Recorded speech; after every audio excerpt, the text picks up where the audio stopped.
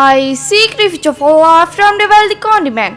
In the name of Allah, the most gracious and the most merciful. Mr. President, the respectable audience, let me today on the eve of Kashmirday. Mr. President, for more than 70 years have our fellow Muslims been denied their right.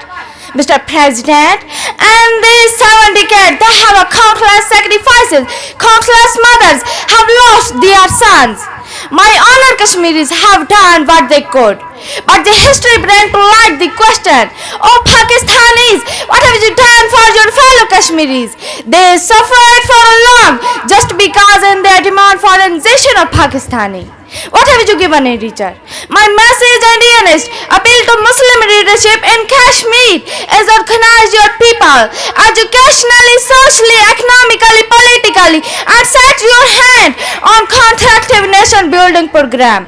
This day should not merely be the commemorative day. It should be the day of allegiance, the day of pledging allegiance to the cause.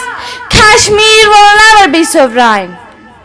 Mr. President, for more than unless we get to fix internal crack of Muslim Ummah, let's make a vow to guard our consensus, our blood for surfacing of Kashmir issues with all zeal and zest.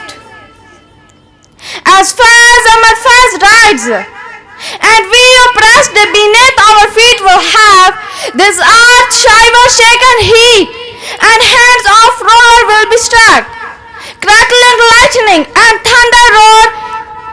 Thank you.